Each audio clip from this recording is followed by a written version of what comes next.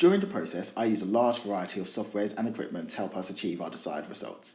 Being in charge of the film trailer itself, the main software I found myself using was Adobe Premiere Elements. Our school has a relatively new version and it really has come in handy. Though quite hard to grasp at first, it is actually a lot simpler than most editing softwares out there. And there are a lot of tutorials and help guides on the internet if I did find myself getting stuck. My main problem, however, is the program is quite delicate. If you move one thing, it can mess up your entire order. This is especially evident in the timeline section. This did cause a lot of frustration and made me be a lot more careful when working. On the flip side, a positive was its long list of editing techniques. For example, there was a masking option which helped us use and bring the green screen to life. This allowed Cody's big entrance to his concert to be a lot more impactful and rememberable too.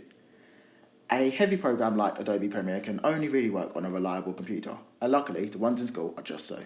We use an Optiplex 3020, which makes it possible for us to store large files needed with stuff like the film trailer. It is run with Windows, a software I am familiar with, which is also good. The computer also has a very good sound system and volume levels, so when editing I can pick up on smaller details I may have missed out with low volume. On the computer, I also use another Adobe program, Photoshop. Photoshop was definitely the more difficult one to get a hang of, as a lot of the buttons double up as others. Though, like Premiere Elements, there are a lot of online guides to help me narrow it all down. And in theory, there are only a few parts of Photoshop I really needed. In aiding with the assistance of the poster and magazine, I had to use a magic wand and eraser tool to get rid of the green screen accurately. I also played around a lot with the filters and colouring levels to get a more artistic look. In the poster, we had a boxing collage in the background, which was created simply on PowerPoint. And to make all the photos blend, I had to give it a more bluish hue. I chose to use PowerPoint to create the collage as I am a lot more comfortable and I'm used to the program and its functions. Photoshop is far more in-depth and complex, so I use it for the more in-depth and complex editing, which I believe just wasn't really necessary for the collage. In terms of filming, we filmed everything on a Panasonic camcorder. The camera was very professional, and with the use of a tripod we were able to get clear and stable shots. It also has a range of settings which allowed us to adjust the lighting, exposure and such.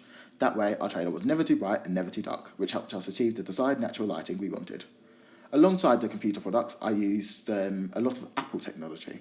For example, my iPhone and iPad came in handy quite a bit during the process. For instance, we took some photos on my phone, and sometimes the indoor quality works better on the iPhone. I also recorded the evaluation on an app called Voice Memos, which easily stores and exports voice recordings. Both the iPhone and iPad are portable and simple to use. I'm used to the devices, so I do not get too confused with them either. They also have screen recording options which help me film parts of the trailer and other movies used in our evaluation video. The downside was trying to send over large files, as Apple and Windows are often not compatible. On the iPad, the two main apps I used was Doing Animation and Drawing and iMovie.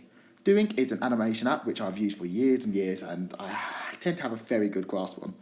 I chose to animate our evaluation to unleash a unique sense of creativity and keep the watcher more interested. Doing, like Photoshop, has a bunch of fancy buttons, but there are only a few you really need. iMovie was used over Premiere Elements, so I can work on it at home as well as school. The negative of these apps is that they all require internet to run smoothly.